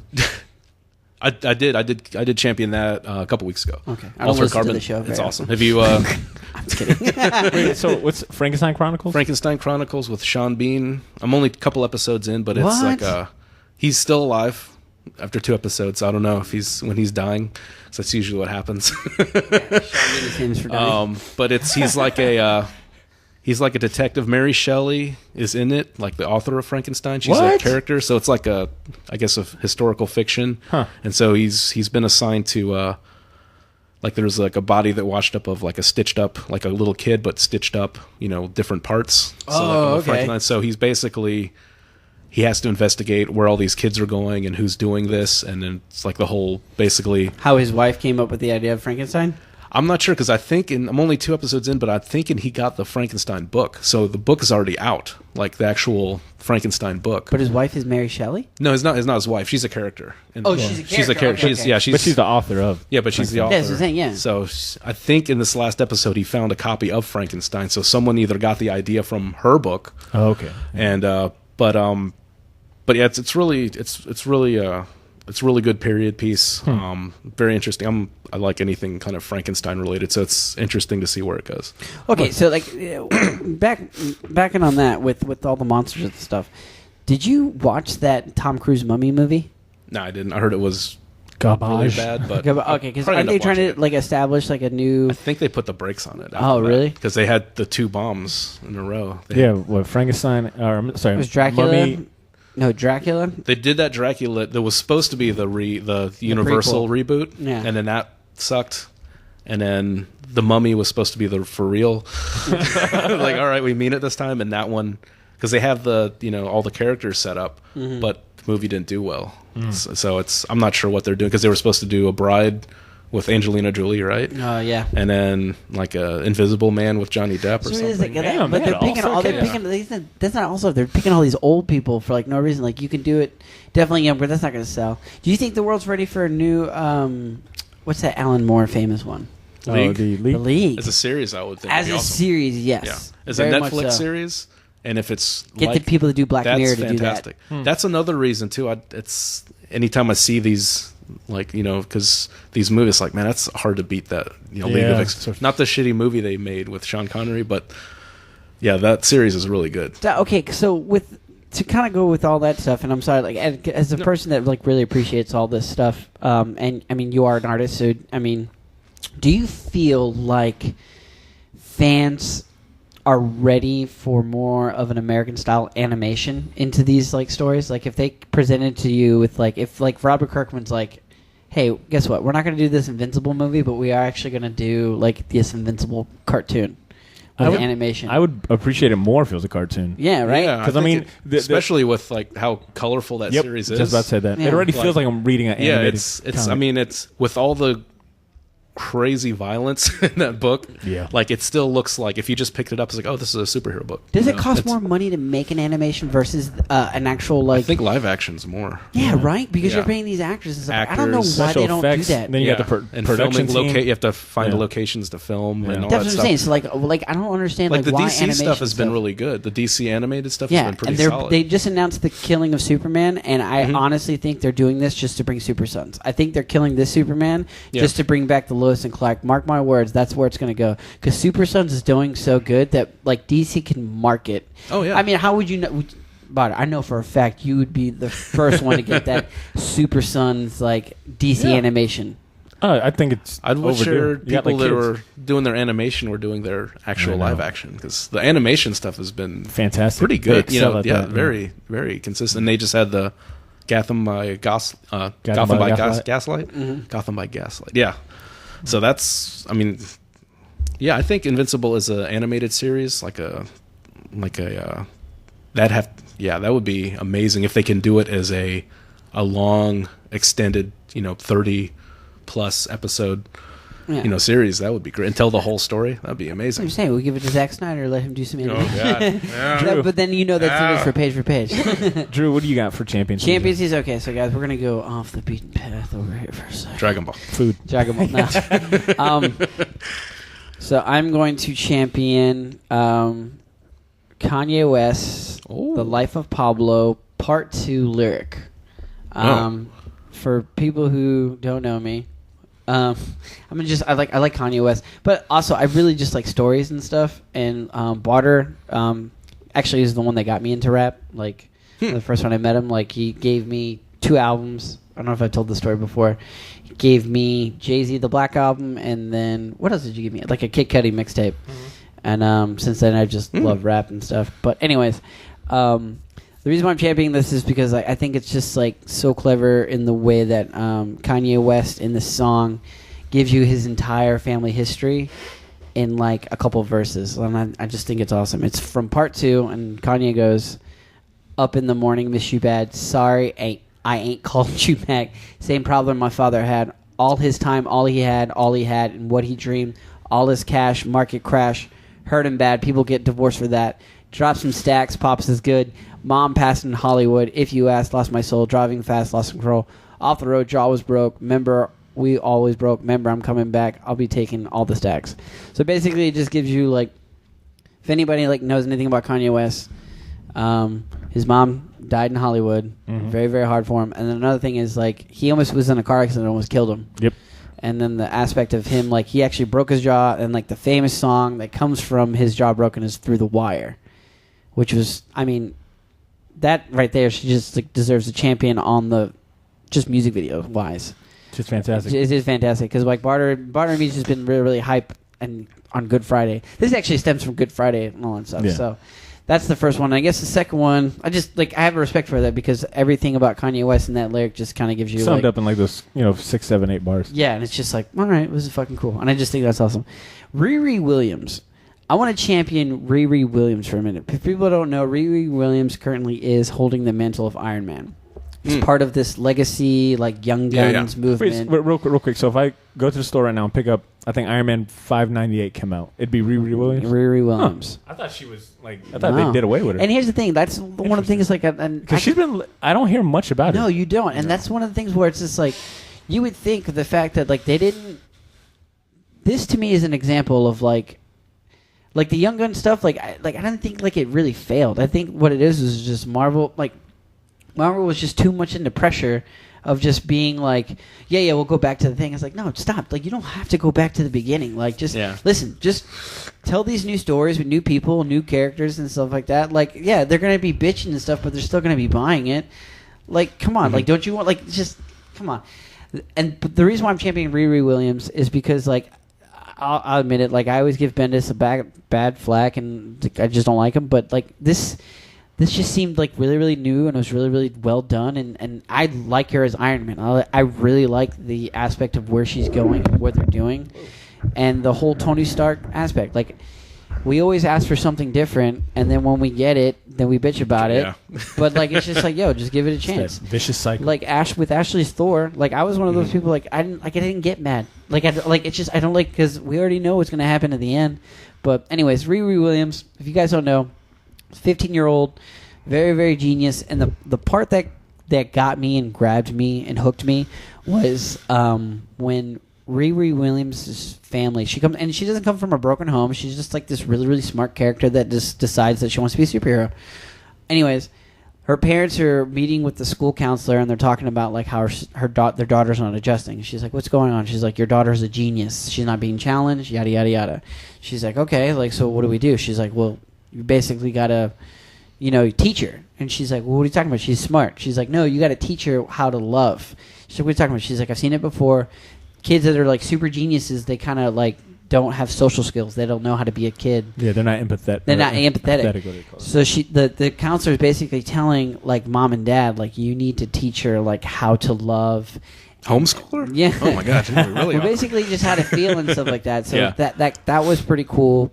And then like just her character wise and stuff like that, she's a cool character. Like, one of my favorite scenes with her is she like kind of does like a little. Bendis does a good job of doing like years early. It's like I call it the Arrow format. Like anything that's dealing with, how Arrow, like there would be an episode like deals with like a problem, then it flashes back to kind of with the same problem and shit. So this is what it does. It deals with that. So RiRi Williams, and I'm sorry for taking up so much mic time. RiRi Williams in class, she's talking to her teacher, and the teacher's like, "What do you want to be when you grow up?" And RiRi Williams goes, "A scientist." And the teacher goes, "That's wonderful." And then RiRi Williams like, "What? What are you talking about?" She's like, "You're supposed to tell me that, no, I need to be a nurse or something, blah, blah, blah." And the teacher's like, "No, you don't, because a lot of women have sacrificed a lot and all this stuff to get where they're at and stuff. Of course you could be a scientist." And she's like, "Can you just tell me that I can't be a scientist? That way I can, like, fight." Prove you wrong. to prove you wrong, right? Because that's and it's crazy. Like most people, like rappers, like, yo, they all, how we joked around, like they tell me that I can never be, like, who's telling you this? Yeah. What said that? Who's they? Didn't you ask me? We didn't even know. We didn't even know you wanted to be this. So like, good for you. Basically, oh, whatever. She's telling and then the coolest thing was she's like, she wants to be an astronaut. She wants to fly, and I think this is magical. So the next scene, spoiler alert, she's a little kid. And the scene breakdown is so beautiful. She calls NASA, and they're like, "Hey, what's going on?" She's like, "Hey, I'm trying to apply for your astronaut program, but there's no age." And she's like, "Well, you have to come from a prestigious school and blah, blah, blah, blah." And the little girl's like, "Yeah, no, I know that." She's like, "You sound like you're 12. And she's like, "Yeah." She's like, I'll see you in 3 years. Because in the book, they've already established, like, she got a full ride to MIT, but then at the same time, Tark Industries offered her a full ride as well and giving her resources and all that stuff, and they're just doing a really good job. So it's just really, really good. It's like you're seeing like this development of this superhero that like is in the Iron Man, and then what's wonderful about it is Tony Stark is still there. Like, Bendis is writing him as an AI program. You have Friday, and then you have Tony Stark as an AI, just doing wonderful. I'm sorry. No. I was gonna say. As far as we've said this before, as far as Bendis, he's really good at establishing new characters, especially young characters. And I think the best way to bridge these legacy characters with these like younger, new generation characters is to keep the legacy characters as mentors in their own books. Sort of like what we're about to see in the Spider-Man animated movie with Miles Morales. It's cool that they're still going to include Peter Parker, but he's going to just be in a mentor role. Isn't that going to be more of like a Spider? Is there going to be a bunch of Spider-Man? Yeah, I think it's going to be like Spider-Verse. But we know for sure. I saw the two, Peter and Miles. But no, that was a good champion. No, I'm saying, I don't think none of us have. But it really hurts me because what hurts me the most is that the RiRi Williams, like, I don't know what's going to happen to her. I don't know if they're going to shelve her because Dan Slott, even though I'm excited about him writing Iron Man, the way that he's taking it, like there's no mention of RiRi Williams, and then more than likely might not be. Yeah, and it's just like the old Rebootski. Oh my God, Rebootski. Yeah, that hurts. It's like, yo, you got all these. She could be Miss War Machine.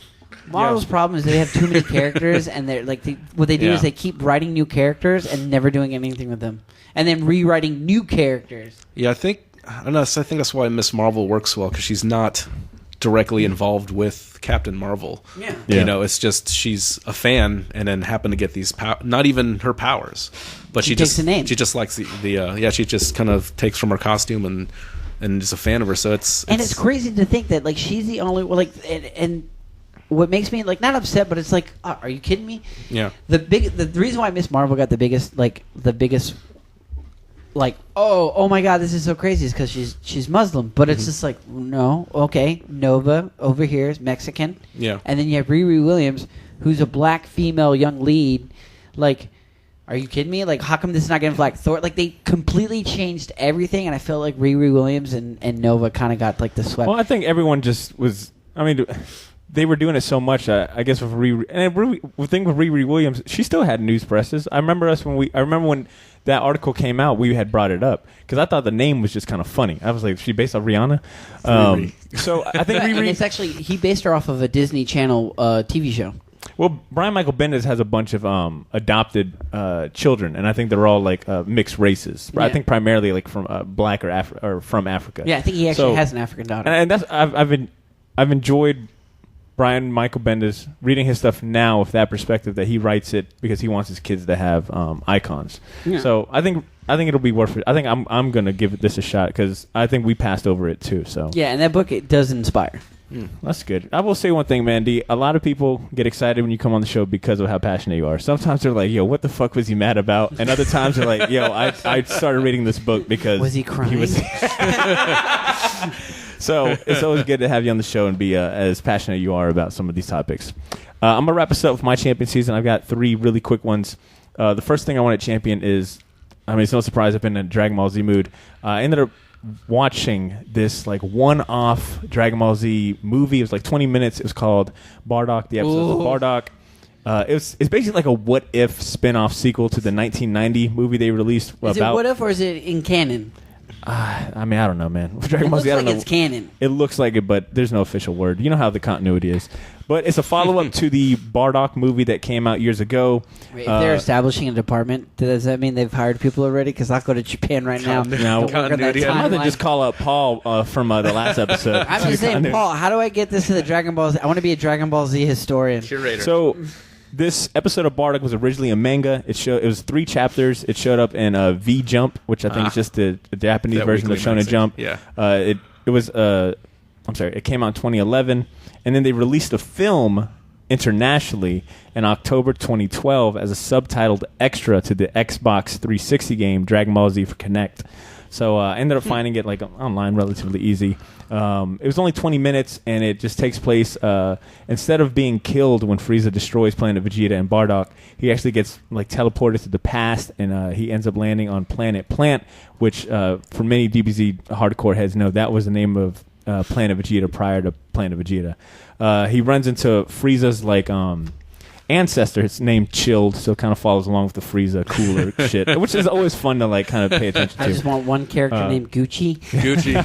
Well, the interesting thing is Bardock goes Super Saiyan in this, and if you were to make this canon, that would make Bardock the legendary Super Saiyan that is referenced in Dragon Ball Z, the canon, where Frieza talks about the legendary Super Saiyan or Goku. So if you were to fit this in, it wouldn't be Broly that was the legendary Super Saiyan. It'd be Bardock, his own father. So it's just it's 20 minutes. It's quick. It's fun. And I always love like these one-off canon or one-off things that they make. So one shot. Yeah, Bardock, episode of Bardock, 3-chapter manga turned into an anime. The other thing I'll champion is an album by Billy Paul. It's called War of the Gods. Sweet. It was originally released in 1973, but in 2012 they did a remastered and reissued it. It's produced by Kenny Gamble and Leon Huff. If you're not familiar with Billy Paul, he's a soulful singer. His most notable song that you might know him by is Me and Mrs. Jones. Yeah, it's fantastic. First of all, the thing that got me to buy this vinyl or this record is the album cover. I'm always awesome. You always got to take when you see here's a key advice. Magic card. Here's a key advice for anyone that's like interested in getting into buying records. If you're into soul music, just buy the ones with like really cool album covers. I'm telling you, you cannot go wrong. This record, War of the Gods, has a fantastic double gate artwork. And Billy Paul has gone on to record saying that this is the best album he's done in a while. Or he says, this is the best album I've done in my life. The key song, or the title track, War of the Gods, he said he developed this song because him and Marvin Gaye were really close friends. And Marvin Gaye had released the song What's Going On, and he felt that he needed to do something similar, kind of talk about like the current state of affairs in America. So he released War of the Gods. It's a spiritual journey. It's sophisticated. It's challenging music, but it's like a great fusion of jazz, soul, funk, Latin, rock, and pop. It's a phenomenal album. It's got those spiritual undertones, but it is funky as hell, and it doesn't you don't get off the train the whole time. So there's 7 tracks on this, and just 7. The side A's got 2. Okay, so they're like extended instrumental stuff too. Okay, so War of the Gods and the first. So side A's got the title track War of the Gods and See the Light. Okay, and that's kind of more of his like spiritual stuff, but the other stuff is like straight funk, like pop hits. So I recommend checking it out. Billy Paul is always a go-to for when it comes to soul music. And the last thing I'll champion is this new Netflix series called Rapture. Mass Appeal put it out. Oh my God, who can relate? It's 8 episodes. It is a documentary series that follows. You want to feel poor and like a failure, whatever, because you're not in a documentary series. It follows 8 hip hop artists, including Nas, Logic, Just Blaze, and T.I. Each of these episodes spotlight one of these artists, and these artists get to share their life stories. I cannot wait to see the Mechalist and Marvis one. That's going to be coming. And they talk about hip hop's impact on global culture. So I'm always going to champion any rap documentary. I think it's important for the culture, and to see something like this on Netflix and produced by Mass Appeal. Okay, but here's the thing. That's an interesting lineup and stuff. And Butter, as the music expert, I'm no expert at all, okay, so actually, I have actually two questions for you, because this is in your wheel of expertise. Got it. So I'm going to pull up in a little bit the RiRi Williams hip-hop variant, and I want you to fucking sell me on why they picked that hip-hop variant, where it's from, yada, yada, yada. But here's the thing. As a person that's, like, in hip-hop and stuff, with Rapture and all these people that are, like, monumental, influential, and stuff like that, which one are you excited about the most? And, like, why do you think they went these people this go-around? And, I mean, obviously there's going to be enough hype to get the second season. Oh, for sure. Do you think we're ever going to get, like, the big names? And I mean, they have some big names. They have big names and stuff like that. But, like, are you going to get a Kanye West one? Are you going to get a Jay-Z one? Probably not. Title exclusive. Those level of, like, artists tend to stick to, like, maybe, like, HBO or Showtime. Or, like, their own. Like, Jay-Z's got Tidal. So he would do a documentary series on Tidal, because it would be money on his pockets. Nas is in charge of Mass Appeal, which is the company that did this documentary series. So it makes sense that he's highlighted. But to answer your question, I'm looking forward to finishing the Just Blaze episode, because he's the only producer among the 8 episodes, and it'll be interesting to hear it.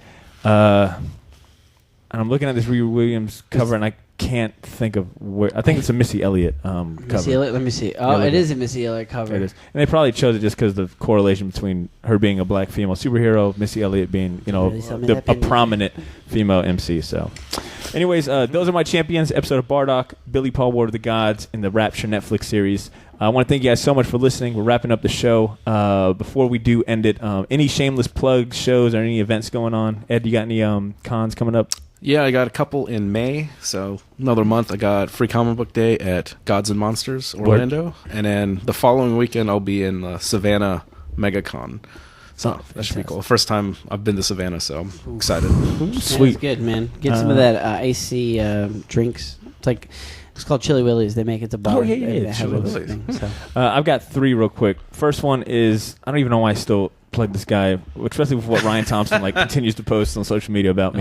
But GAM is back. I don't know why they're continuing this train, but kidding.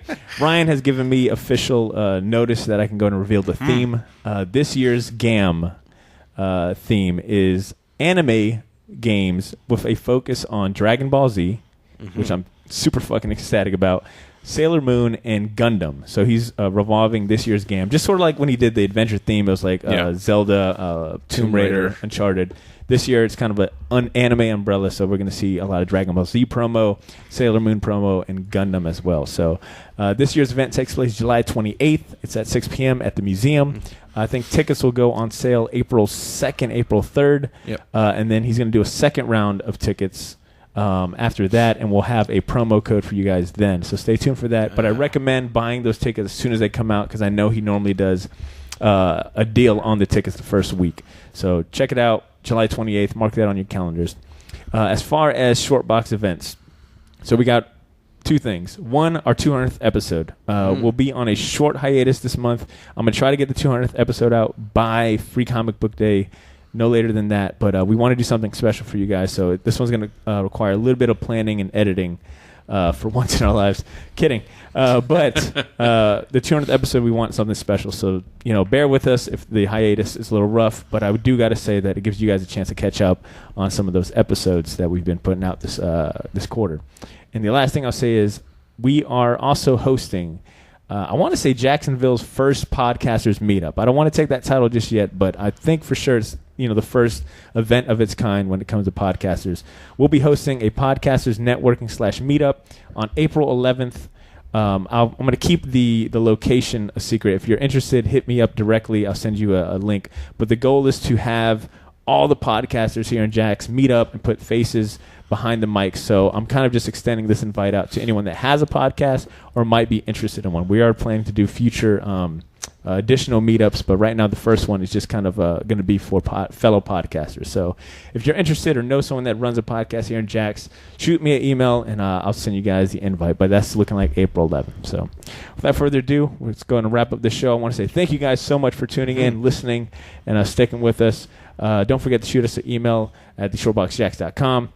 Follow us on social media, Facebook, Instagram, Twitter, all that good stuff. And subscribe. If you're new to the show and you've made it this far and you've enjoyed, subscribe to the show. It's free. We're on iTunes, Stitcher Radio, Google Play, iHeart. We're on YouTube now. So anywhere that you could listen to podcasts, you can find us. Just search The Short Box or The Short Boxers. So without further ado, thank you guys so much for listening. We'll catch you in a few weeks. Peace.